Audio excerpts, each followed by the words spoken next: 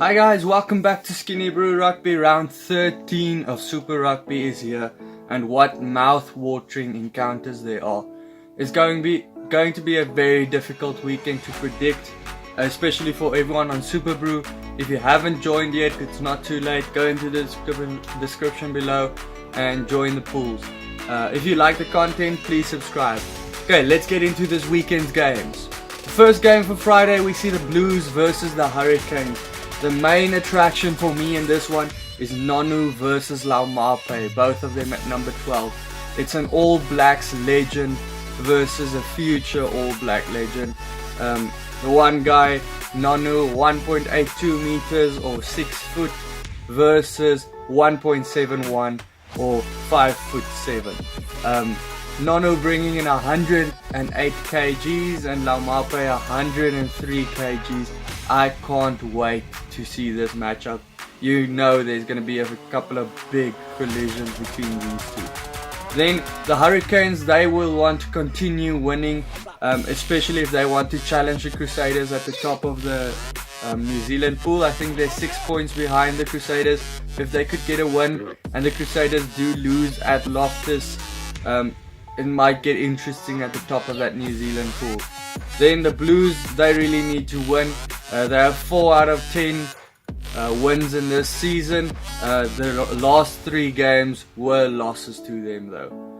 The Blues, they could get into a qualifying spot if they wanted to, but then they had to win the rest of the season's games, and the Highlanders and the Chiefs will need to lose more games.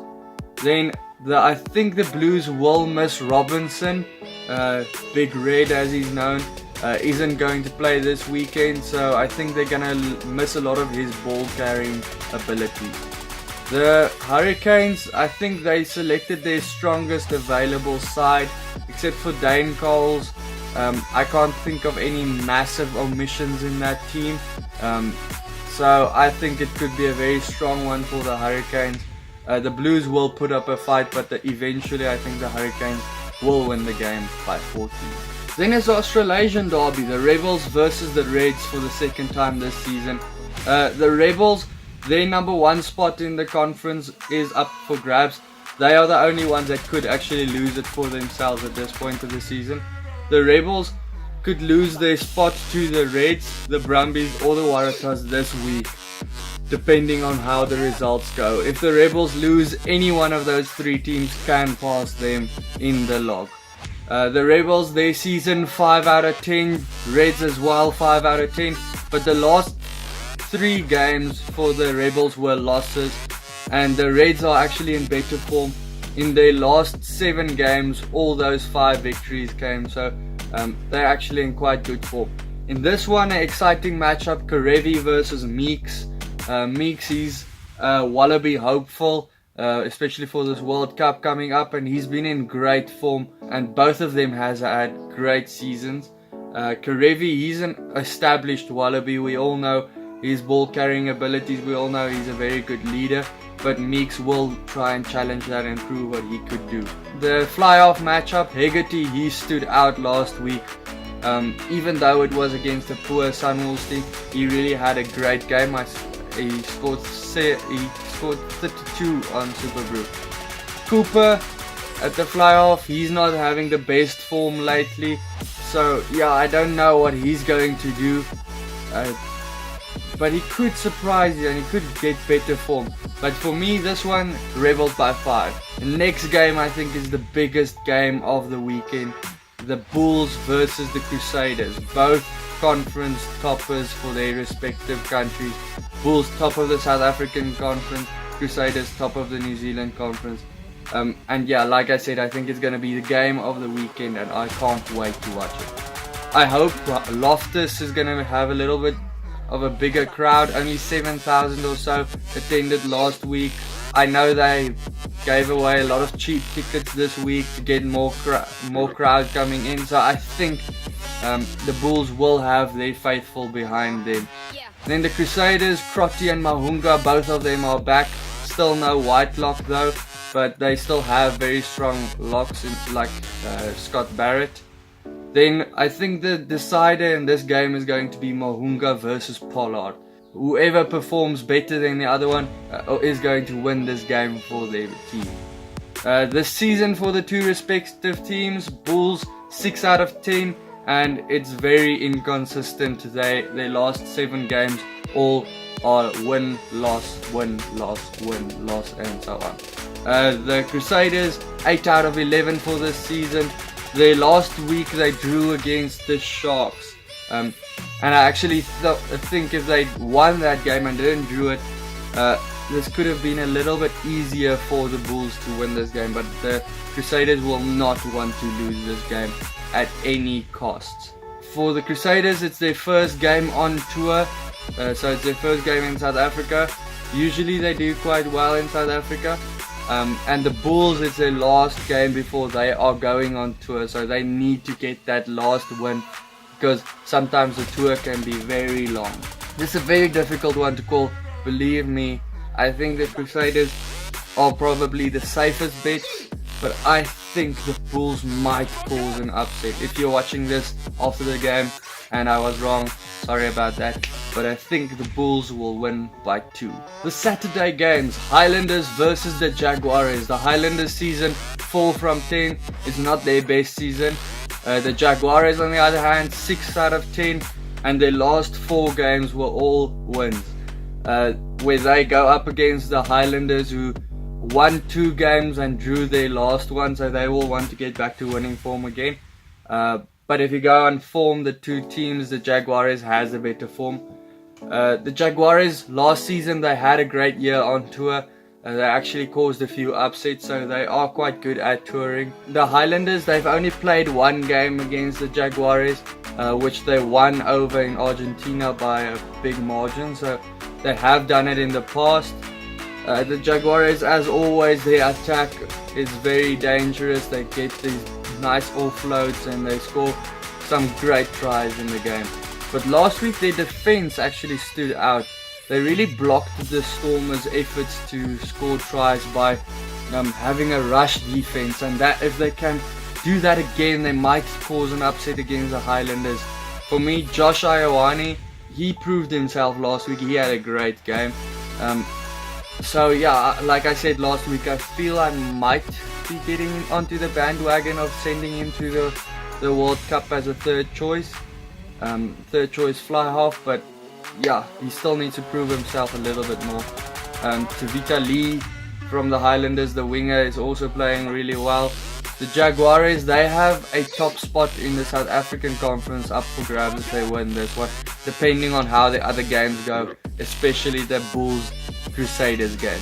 So also a very difficult one to call, like all the games this weekend, but I think the Jaguares will win by 3. The next game sees the Chiefs versus the Sharks. The Chiefs could keep their slim chances of reaching a qualifying spot or a quarterfinal spot alive by winning this game, but it's all dependent on how the rest of the New Zealand teams fare this weekend. The Sharks, they could grab a top spot in the South African Conference as well, but also depending on how the results go elsewhere. Their tour has been going well. They have 1 win, 1 draw. Could they get another win? I think they will target a poor Chiefs team at the moment to get that win. Both teams drew last week, so both of them will want to get a win under the belt. The seasons respectively, the Sharks 5 out of 11, but I think they could make it 6 out of 12, having a 50% margin at the end of this weekend if they played well. The Chiefs, they've had so many injuries this season, but they have a never say die attitude, and that's what I love about seeing them play. Guys like Jacobson, Boschia, Nankivell, they are new guys or younger guys who I haven't really seen before, putting up their hands and saying, I can do this, I can play at the top tier of rugby. Then Bosch for the Sharks, he's also going to be a very important guy in this game. He's in inspired form. I can see he wants to become a Springbok again. Single-handedly last week he scored 21 points, but for me It's also a very difficult one. The safe bet is probably the Sharks, but I think the Chiefs might pull this off. Then we head into the Lions versus Waratahs game. The Lions being back in South Africa after their tour, and the Waratahs, it's their second game on tour. Last week narrowly losing to the Bulls by 7 points, and they actually didn't have the worst of performances. Nothing fantastic, but they kept themselves in the game. The Lions season at home, 2 from 4, so not the best winning record you want to have at home.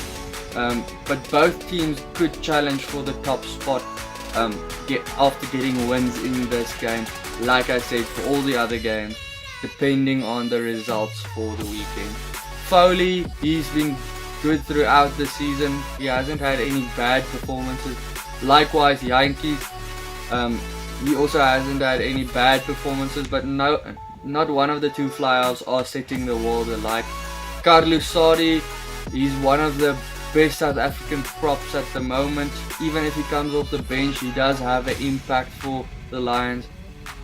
Hooper will want to rectify last week's missed opportunity against the Bulls, so I think the Lions could win this game by 12. Then Brumbies versus the Sunwolves, the last game for the weekend.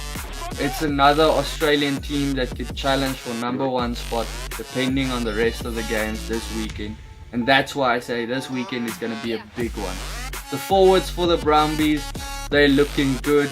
They're dominating the scrums, they're dominating the mauls. Guys like Falau Fahinga, who is a top try scorer in the competition at hooker, is just capitalizing on it, and he's very good at the back of that maul. So I can guarantee you they're gonna try and score a couple of more tries this week. The Sunwolves, they're the only team in this whole competition so far that can't get a quarterfinal spot anymore. They are out of any contingency for that. But they really need to work on their discipline. Their discipline last week were very poor. Parker at number 10, he's still in great form, and there's still the outside chance of him becoming an All Black or playing for the All Blacks at the end of this season at the World Cup. You can't say that it's not there. Then Van den Heever, he also is playing very well. He's one of the top try scorers if you look at South African nationals. And yeah, could he get a spot in the Springboks? That's also an outside chance maybe. But the backline for the Brumbies, I don't know if it's as good as the Sunwolves backline. They haven't set the world alight this season. But for me, the Brumbies by 15. That's my predictions for the week, guys. If you like my content, please subscribe below. If you want to check out any other videos, it's gonna be next to my side. And that's it for the week, guys. Cheers.